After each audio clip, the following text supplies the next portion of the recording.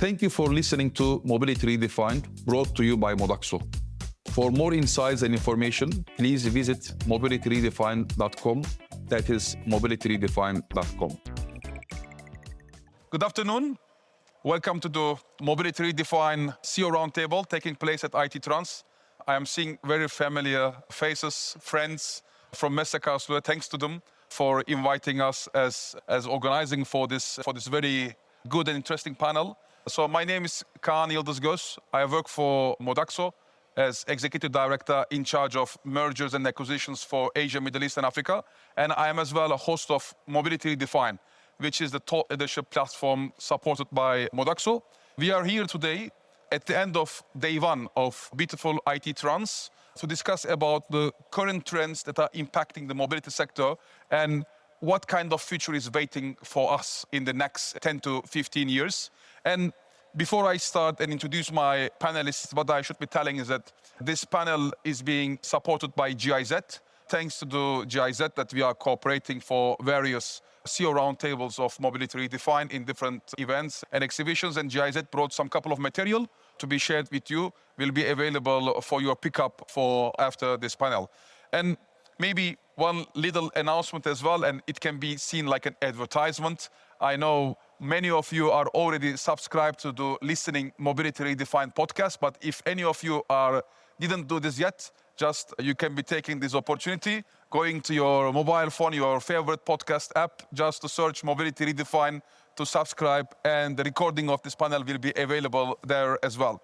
I have a great list of panelists joining me today. So we have Endre Angelvik, who is the Executive Vice President in charge of Radical Innovation at Ruter, Oslo, coming from Norway. And Endre was many years the Vice Chairman of UITP, leading the Shared Mobility Division at UITP.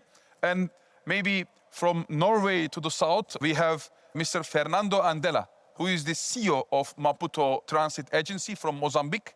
We have Tobias Brzoskowski. Am I right, Tobias, on the surname? I don't know which surname is more difficult, yours or mine, Yıldızgöz or Brzoskowski. So it can be two difficult surnames to pronounce. And Tobias is the Managing Director of Hamburg New Mobility Solutions. We have Eva Fraedrich, who is the Senior Manager of Ramboll Consult, joining us today from Germany as well. Welcome, Eva. Thank you for joining us for this panel. And we have my former colleague, Guido Di Pasquale, who is the Managing Director of PAVE Europe. Thank you, Guido, for joining us this afternoon at IT Trans as well. So we will not be having any presentations for this panel. We will be mainly having questions and answers for discussion. I will be asking some questions to our panelists. Feel free, our panelists, if you want to add some question to any of our speakers, feel free to jump in any moment. And also, of course, at the end, we will be having a time to come back to you in case you want to ask any questions to our panelists as well. So if we look for the, let's say, the current trends that we are facing in mobility sector, I am seeing there are three main areas. One area is certainly about governance, other one is digitalization, and the last but not least, the last important one is on electrification. If we start from the perspective of, let's say, the governance, I would like to start with Endre, because he is representing here one of the important authorities in Nordic countries. Endre, Ruter has been positioning itself from a traditional public transport authority toward a mobility orchestrator. I mean, including mobility as a service, digital platforms, autonomous pilots. How has this transformation changed the institutional role of Ruter? I think that's very important. And what governance reform was most critical to enable this? This is what I am wondering, to start with you, Endre. Thank you for the question, and thank you for having me on the panel. I think it's a combination of things, because some of the pieces that have gotten us where we are comes partially from the regulation and the structure and governance. And one is all the way back to the actual creation of Ruter and the way it is created. We are actually an incorporated company, and we have a board of directors where none of them are politicians. Doesn't mean that we don't have politicians that aren't interested in what we do and engage with us and influence. But there is a slight space between that creates some opportunities in the governance itself. And then there has been some bold goals on the political side, such as reduction in car traffic. We had those goals early after 2010, in 2012, 13, 14. Those were already goals. And the combination of those two things both gave us some room to do things that weren't exactly necessarily what politicians asked for, and also challenged us to stretch into space that weren't traditionally ours. And I think those are the two key combining things. And the best example is a very early one. The City Council of Oslo, they decided at a certain point we should create SMS tickets. That was the future at that time, and most likely around 2011 or so. If it was late or not, that's another discussion, but that's what they decided. What we actually ended up doing and delivering a year later was an app. And sure, after a while, they forgave us for not doing the SMS tickets and realized the app was a good idea anyway. So we even had the mayor say that in public just to make sure that they didn't come back to us.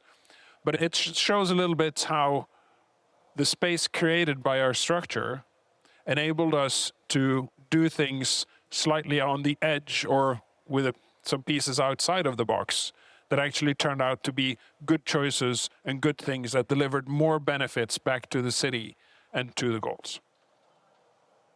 Thank you, Endre. I think that's a very good start. And because when we are starting about and talking about shifting towards becoming a mobility orchestrator, I think it's also essential to discuss about what kind of things, what kind of core skills are needed for the authorities. And I would like to ask this to Eva.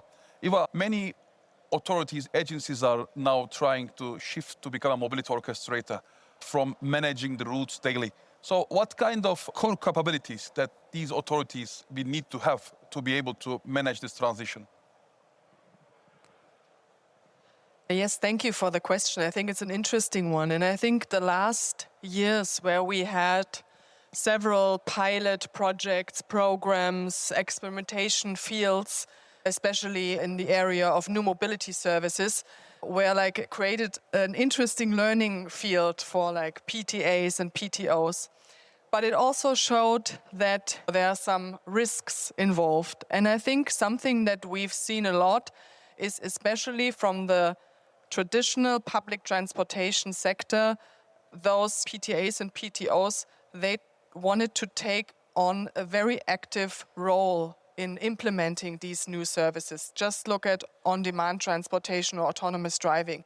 And I think the general thinking behind it was the right one. It also came from maybe a political stand in a way that we want to prevent harmful consequences on our transportation services. So we all know the discussions evolving around Robotaxis flooding our cities and just causing very negative effects on the traffic system. So it came quite naturally that they took on this very active role. However, they, I think, soon found out that some of the activities that they did not fit very well with what they are equipped with and what their strengths are. Because their strengths lies in scheduled, fixed route transportation services and the overall orchestration of it all. Does it mean that they also have to operate all those on-demand shuttles and the autonomous vehicles and everything like that? I don't think so. I think this could even pose a risk because it's a detour from, they have a lot on their plate already with digitalization, with financial or budget constraints, other challenges that come with the transformation of this overall system. So I think their role now is really in this overall orchestration. So they need to be the system designers. They are also maybe the one that can trigger new tender process structures or things like that. Everything that needs to change, but on a higher level. I don't think that they are the ones who need to do it all and operate everything and have it all in their hands. Just, from my perspective. I was having a discussion a few weeks ago with one of my colleagues. He told me something very interesting. He said to me that, Kaan, governance is the new infrastructure. I think all this is fitting into what you are telling. And you mentioned, Eva, about the pilots. especially the pilots, about the different innovative projects. And one city sitting nearby you is from Hamburg, Tobias. In Hamburg, you are launching a lot of, let's say, you were positioning the city like a European leader in terms of the technology, in terms of innovation many years with, let's say, in the projects of on-demand mobility, on the autonomous side, digital twins. And I wonder, you launched many pilots, and how you made sure that these projects didn't stay like a pilots, because that's also a problem in many cities, and how you made sure that they became real part of the operations in the cities? Yeah, so the short answer is you need to start with strategy, and you need to have a clear methodology on where you come from having an idea, having a concept, through pilots towards then scaling or line operations of technology. And that is a very long way. And to be transparent, we also had in several digital technologies in the last years encountered dead ends. So technologies that were just not meeting our expectations in terms of, let's say, reliability, for example, under severe conditions. So this is definitely something where it must be on that path be possible also to fail. That is very important. So I would say you should start with strategy, and each pilot must be embedded in a strategy and must meet a strategic objective. You shouldn't do pilots just to try out without having any thought behind it on where it can lead you on your way. Second, I think it's very crucial, and we do that in Hamburg quite a lot. So we are always thinking about how can this technology, let's say, for example, I think it's an excellent example, how can autonomous driving later be implemented in scaling and in line operations? Which entities, which actors do I need to operate these systems? Well, then you must include them in the pilots in the first place, because otherwise you will develop something that will just not work with your processes that you have established already in the cities. I also agree that you don't need to do everything on your own necessarily as a city, but then during the pilots figure out some, let's say, governance schemes or mechanisms on how you can get the value to your customers or to your citizens then anyway. I also think that during the pilots, the technical aspects need to be considered, but they are definitely not the only ones that need to be considered. You always need to think about operational readiness. So how can this be operated later? And very importantly, you need to think about financing from the very beginning. You need to think about a business model. I have seen, also in Hamburg, to be honest, a lot of these, there's a new grant we can apply for on the EU level or on the federal level in Germany. And there's like this gold rush mentality that I need to get this project now because it's innovative and it's nice. And you do not really have a plan on what will happen after the project. You do not really have a plan on whether you can finance an operation of this new technology in the pilot. So you should think about finance as early as possible. Yeah. That's great. And when I was listening, you and Eva, one point that you were certainly mentioning was about autonomous mobility. And since we are talking about also the governance side, I would like to ask Guido, that's the last 10 years, it's a long discussion. Are we prepared in terms of governance or regulatory framework for the level 4 automation in our cities? Thank you, Kaan, for the invitation to this panel. Well, they are right. If I think about autonomous vehicles, the key elements that we need is the technology. Of course, we need a technology that is ready to be deployed at large scale. Then we need money. We need deep pocket to finance the deployment of this technology and also expect a long-term return on investment. We need public trust. Maybe we talk about it later. And we need regulation, as you said. And it is important that the various levels of governance are prepared to regulate the introduction of autonomous vehicles at the European level, if we talk about Europe, at the national level, and then regional and city level. So if you ask me, are those entities prepared?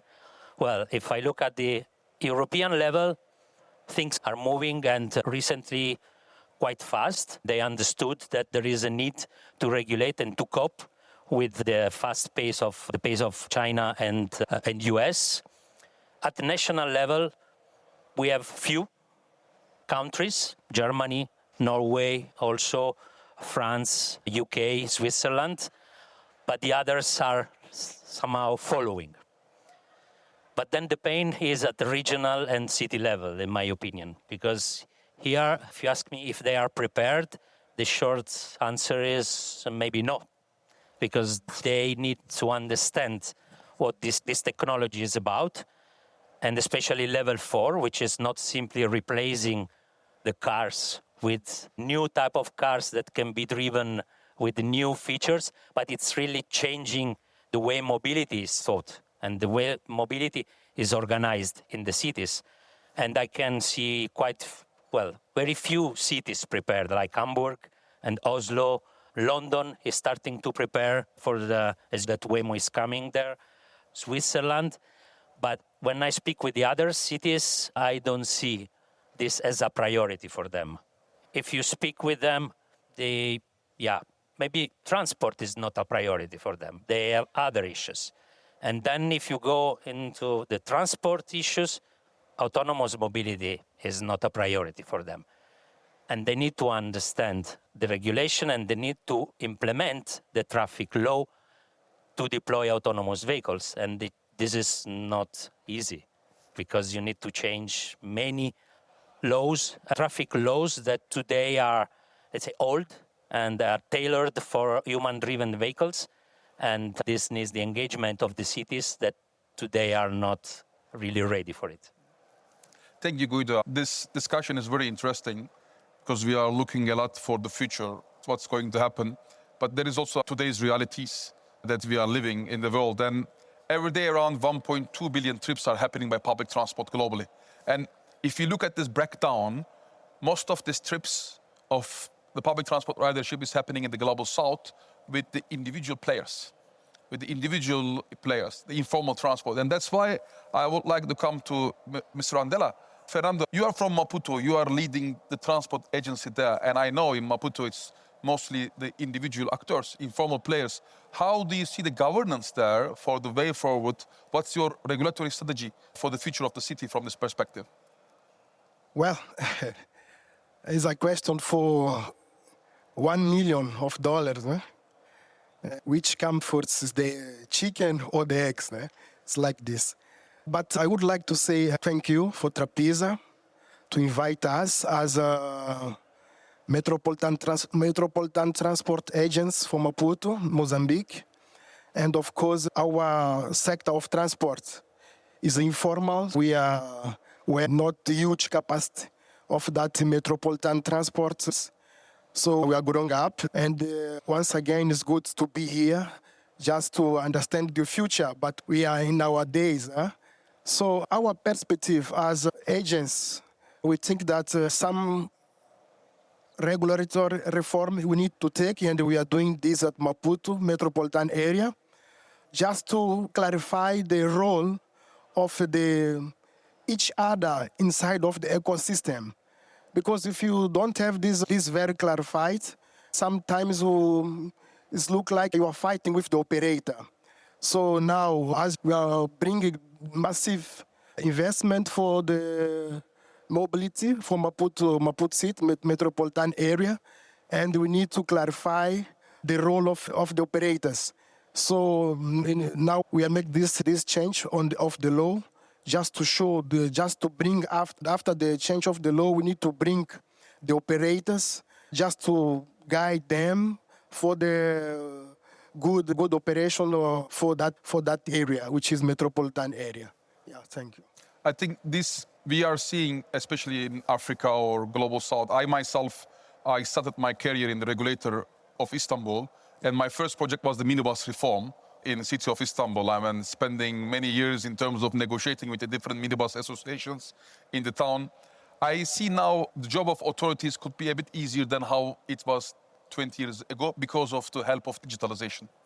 That's the technical tools, because of different tools. And I want to now ask the question, this is also like a second round of my questions to Endre. Maybe we can be talking a little bit about the technology, a little bit about digitalization from this perspective. And when you are investing a lot to the digitalization in Ruter, and what I wonder is that where are the examples that digitalization fundamentally change a strategic decision in your organization rather than providing you a general monitoring opportunity? I think digitalization is one of the really key fundamental both drivers and changers for us, and has been throughout. And I think the example I used with the SMS ticket that turned out to be an app, which was really just the start of a journey, and is a good example. Another example where it impacts or has impacted strategic decisions, I'll give you two. One was we had a really good real-time information system in Oslo, which was a long project and a big deployment, and it was nearing its end of life, and it was in need of renewal. And we decided to not buy a new one, but actually to build an infrastructure for data instead. And also building on some standardization instead of having a proprietary, terminology, silo system. We opened it up and created a bigger innovation space for ourselves and our services, and also challenged the supply chain and suppliers like the ones that are here today in delivering on a standard instead of just a solution. So that's one example of how digitalization fundamentally changed that. And one of the things that we can do today, or that we do today in operations as a result of this, is that on every bus in the city of Oslo now, on our real-time information screen that shows the route and the next stops and when we'll be there, right next to it, we show in real time how many city bikes and e-scooters are available within a 50-meter radius for the next stop that we're coming up to. And that's real-time information fed from those systems onto the screen inside of the bus. That would have been a lot more difficult, borderline impossible, if we hadn't gone for a very different type of digital platform and infrastructure. The other one connects a little bit back to autonomy, and which we have worked on figured out now more than a decade. Actually, I was a bit surprised, and that changed some of the decisions on things that we do. Because we understood that, yeah, sure, we need new services. We started looking at things like bikes and e-scooters, more walking, all the classical things. But the level of engagement in self-driving and pushing that, as pointed out earlier, it wasn't a given that we should go that far. But given what it could give us, and also in a desire to, I think your example is really good, how do we provide guidance to the supplier community? Well, can we show them the service we want to buy from them if it doesn't exist today? And that is half of our autonomy journey is about that. The other half is about showing it to our customers so we can bring them along. Because most people have never seen or even been in an autonomous vehicle. So that's also not something we change overnight. Again, driven by the digitalization, but going further down some experimentation and risky routes than would be normal if we just did a tender and said, okay, we want to buy 500 of these things, who can deliver? Well, we did try that, and the answer was nobody, so we had to go do something different. Thank you, Endre. And Tobias, if you look at the projects that you deployed in recent years in Hamburg, are there any, let's say, results that you can already provide to us in terms of what you have measured as a result of these investments on the digitalization? Or were there any points that you think that, you have overestimated the potential benefits? Yeah, I think what is common in the success is, one thing you need to remember is that Hamburg, I think same as, for example, Oslo, has existing infrastructure, old infrastructure in some ways. And I think what has been resulted in the best, let's put it, efficiency or input-output ratio when it comes to investment in digitization is like enabling older infrastructure to meet higher capacity demands. For example, we had that in a partial automation of our train systems in the metro system, but also in the suburban railway system, where it was possible with some investments in the infrastructure to get higher capacity on the lines because trains were able to move closer to each other. Driver was still in, so this is not a full automation, but a partial automation. But that resulted in a larger output on the same infrastructure. Because space is very rare in Hamburg. Space is fought always. It's always difficult to negotiate between the different actors in the mobility system on the space. I think we also have a comparable example in the traffic control systems, where we had an ancient structure of different traffic control systems that were not cooperating with each other, but let's say optimizing their silo that they were responsible for. And then with the project #Transmove and later something we called the Mobility Operating System, we were able to link those separate traffic control centers together, bring in also some dynamic data, for example, weather data or accident, real-life construction data and all of that. And with that, it was also possible to gain a lot of output or a high efficiency, let's put it that way. Because you also asked about where it didn't hold promises, the investments didn't hold promises. I would say we had some projects, for example, with sensors in parking spot detection, for example, but also with a project we had, I remember, in the area of automated traffic detection, where the sensors just didn't meet real life requirements, where it showed that they couldn't bring reliable information when there is snow, when there is fog, when there is rain.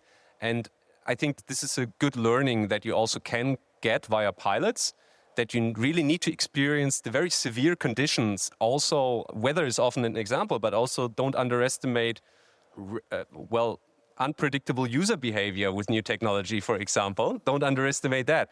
And as soon as you have that and technology fails, and it cannot deliver on the promises. So I think that is we had some examples there. That's quite normal, Tobias, especially in a city like Hamburg, that you are trying to do always innovations, launching pilots. If we don't, some of the projects, if they don't fail, where we will learn. And Fernando, now what I wonder is that what are maybe next 1 or 2 big digitalization projects for you in Maputo? Oh, thank you, Kaan. We have this big challenge of digitalization. As I said, we have the big informal sector, but our approach is very simple. For us, this digitalization must help us to find the bus, produce the passengers' information, and of course, this kind of data can help us to produce these KPIs to monitoring this operation. What we are doing now, yes, we have some companies with this that we are operating with this digitalization without money, but we think so until 2028, this BRT system, which, will operate with these principles of digitalization that we saw here at the exhibition in the morning, and of course, my colleagues here are sharing with us. So the big thing is that we already start this approach of digitalization, but it's not a pilot, but we have it only at this metropolitan area, and of course, if you succeed, we can expand to whole country. Thank you. Thank you, Fernando. And Eva, in Ramboll, you are involved into the multiple consultancy projects. What were the key 1 or 2 main learnings from your projects, especially in the field of digitalization, that you can be sharing with our audience? Ooh, that's a tough question. That's why I asked you, not someone else. It's also a tough question because I only recently joined Ramboll. But maybe I can also share some learnings from other projects that I have been involved in before I joined Ramboll, because I've been working in the field of autonomous driving and on-demand transportation for many years already. And of course, this is all about digitization. And we also heard it in one of the former presentations, and I think we've not talked about it yet here. Digitization is mainly about data. It's about data that we have now available at a scale, in a quantity, and also in a quality that gives us several new areas of just to be active in many new areas. And I think this data is something that we need to use and should use. And I think this is also when projects are successful, is when they use the data to make systems integrated, to integrate several services with each other, to make this like a whole ecosystem, an ecosystem that works well from a, let's say, political point of view, meaning that it adheres to climate laws, that it doesn't harm the city when it comes to climate or traffic or whatever, that makes it attractive for the users. That's also something that we talk about not enough, I think. We always talk about implementing new technologies and then acceptance and maybe trust is like something like that. It's more about what do the people want these days and also what do they need. So this is something this is how we can use data to make those singular services efficient as a whole. And this is also, we had so many pilot projects throughout the last years. I think none of them were like wrong or anything. We learned a lot, but we now have to enter, and I think we already did, we have to enter the next phase. Now we have to evolve from those singular services, from those singular projects, and think about how can we integrate those into the existing systems. And in Europe, this oftentimes means to integrate it into an existing public transportation system, to not cannibalize it, to not cannibalize fixed route transportation, also to not bring more traffic onto the streets with, for example, unregulated robotaxis, things like that. So this is really where data helps us. And then also, I think, in a sense that to make it more efficient in an economic way.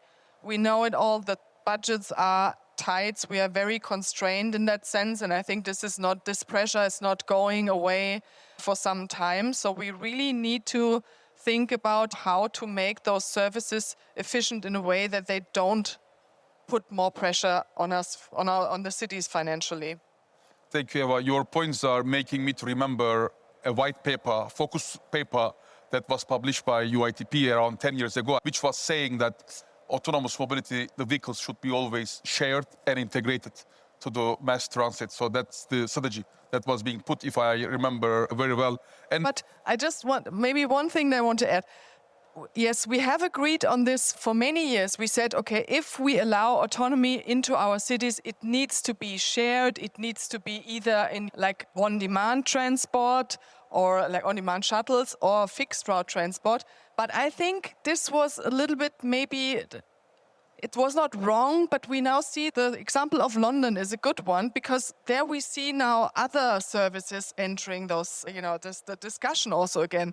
We're talking about robotaxis now. We're talking about individual commercial vehicles. And I don't think this is something we shouldn't allow this, or this is wrong in a sense. We now need to think about how do we cleverly integrate this without destroying our existing fixed route. You want to say something, Endre, on this? You could have a big hour going on. I are seeing also Guido is there. No, but just to this point in this space, this is where it's important to understand what kind of business case you're working on. And some business cases are on the level of a city or a region or a society. How do we manage limited space? How do we manage limited environmental footprint of the totality of everything we do? That is something that one individual corporation doing whatever good things they do is never going to be able to shoulder on their own. That's where we need regulation, governance, and some other structures so that we can get that, both create good business opportunities and create value for society and not kill the benefits along the way. Sorry. Guido, anything else from you on top of what is being discussed on the autonomous mobility on this part? I fully support what was said, that autonomous mobility should be integrated with public transport and will provide services that everyone can access and will complement public transport and will provide services where you know better than me in rural areas and during nighttime. And who knows how many new type of services this technology will bring in the future. But we also have to do a reality check at some point because this technology is coming with Robotaxi. Started with Robotaxi. We have the big elephant in the room is Waymo, and they started with Robotaxi in US because US is Robotaxi-oriented country, is where Uber with ride-hailing is most used and public transport is less used. And this technology is coming from a technology provider, Google. It's not coming from public transport. On the other side, in Europe, there is a big demand from public transport sector of this technology because it is understood that this can change the way public transport is offered. So from my point of view, we need to, from one side, accept that this technology is starting with Robotaxi, but in parallel, start understanding what are the business cases, what are the values that this technology can bring to Europe and to the society and to public transport and demand this type of vehicle. So if you ask them, they will answer that they are competitors of taxi. They won't say they are competitors of public transport, that they are replacing taxi. So it's a different business models for them. So I don't want to create here a big debate around it, but they are coming with this technology with Robotaxi, but it doesn't mean that they will cannibalize public transport because this is up to the public transport authorities, to the cities to decide what are the policies in their cities. Tobias, go ahead. Just very quick on that. I agree, and I think we should have an openness that this technology will redefine what we currently say is public transport and is not public transport. So I think we should be open to the idea that this barrier will shift in the next years, but we should, of course, always have like a common understanding of our goal, of what we want to achieve on a societal level with our transport system as a whole. I think if we have that as like as an overarching frame, then we shouldn't be worried about is it public transport, is it not public transport. This is going to shift, I think.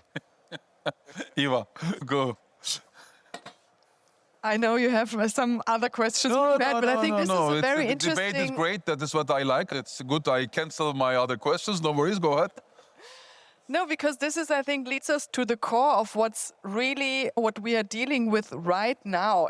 I think also it's true that the technology will come into our cities with robotaxis. So the question is this a good thing? Is it a bad thing? Who decides about it? And how can we maintain an economically attractive environment for those players to be active in our cities, while at the same time making sure that this is something that benefits our goals that we have, our transportation goals and our societal goals. And this is this is a tricky question, and we haven't really dealt with it throughout the last years, because we have said there's the good part of autonomy that's always like lies within public transportation, and then there are the bad guys, those are the ride-hailing and individual car autonomy people. And I think this is now, it's getting blurry a little bit, and we need more discussion about it, and we need to move things forward. Just a question. I don't know whoever wants to answer. Isn't it the question is which way is the best for us to organize the transport in our cities with most space efficiency and environment friendly way? Or am I missing something on this one? Endre? I think you're very close to the whole thing. And I think one of our challenges is that, and now we're getting into sort of the core of the classic, at least European discussion around private cars, which could be different in different parts of the world as well. So fully respect that. But for a lot of, especially European cities, alternatives to the private car aren't very good. We can love public transit all we want, but if it takes twice as long to do the journey with the public transit as it does with the car, even if it was free, you're unlikely to actually use it. But it's not about the price. The many people, if they're not using public transport, it's not because of the price is expensive. Exactly. It's because they are not available. It's not because the quality is high. Exactly. So coming back to what are the needs, and again, as a guidance to market and players, we need more sharing. We need less vehicle kilometers on the road. We need the flexibility of the private car. We want the freedom. We use as our vision the sustainable freedom of movement, and I think it's a good illustration of exactly that. We want it to be able to move where we want to, when we want to, but we might have to compromise on how.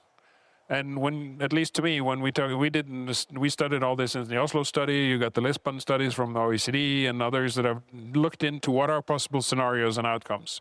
So it's not that we haven't studied these potential outcomes, but finding ways of creating more sharing on a small scale to maintain the flexibility without having to stuff 10 or 15 people into a vehicle, because that's too big of a compromise. Where we have the volumes for that, by all means, let's be efficient. No argument against that. But also figuring out how can we have, if we can have 2 people instead of 1.1 or 1.2 in a vehicle, that has a dramatic effect on our transportation systems, especially in urban areas. And that would allow us to keep the freedom that we all want, create a more sustainable system, and it can still be profitable, but there is a sort of caveat in the profitable, would that be the absolutely most profitable one if you maximize for profit alone? Which my answer to that would be most likely not, but is there still profitable business to be had within the frame of what's societally acceptable? Yes, most definitely. And my claim is that we have proven that. And we'll be sharing more of that going forwards. Thank you, Endre. Before we conclude, I just would like to ask maybe the last question to Fernando. This question is more about, we touched a little bit like environment friendliness, electrification and so on. Can you tell us a little bit about, are there any strong plans in Maputo in terms of electrification of the buses or the taxis there? Okay, thank you once again, Kaan. As I said in the beginning, some regulatory reform for our reality is necessary. And of course, we are dealing with this. But as country, we approved a big instrument, which you call it National Strategy for Transition. It's a big document, but for this public transport, we are saying that we choose the GNV for transition, but our future must be the electrical bus. So this kind of investment is leading by the government. So inside of the metropolitan area, for this year, we will receive until the beginning of April, 119 buses, all of them GNV. But you know that even for us, because it's transition, for BRT, we are going for the electrical buses. And yeah, I think that is a good way. Even when we go to the regulatory framework, we approved a new law in Mozambique, just say that if you are importing electric buses for public transport, you pay only 20% of the rights. So I think that we are going well. We are doing the good things, just to bring, just to invite, just to have in our ecosystem different players, maybe international players of public transport, because I think that we are going well. We are well organized and we know what you want and where we are going for the future. Thank you.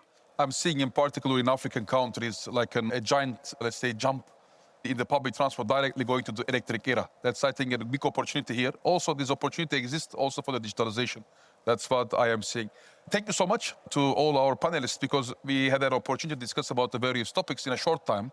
We talk about, am I wrong, Endre? I mean, we talk about governance, we talk about digitalization, autonomous mobility in particular, and then we touch on the electrification. And before I conclude, I wonder, are there any questions from our participants to our speakers, or where everything was very clear from them, or I ask all the questions that might be asked?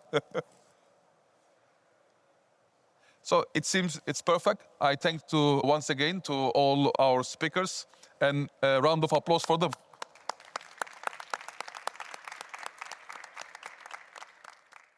Thank you for listening to Mobility Redefined, brought to you by Modaxo. For more insights, visit our website at mobilityredefined.com or follow us on LinkedIn. Be sure to subscribe to the podcast on your favorite app to stay updated with our latest episodes. Thank you for tuning in, and we hope you enjoyed the conversation.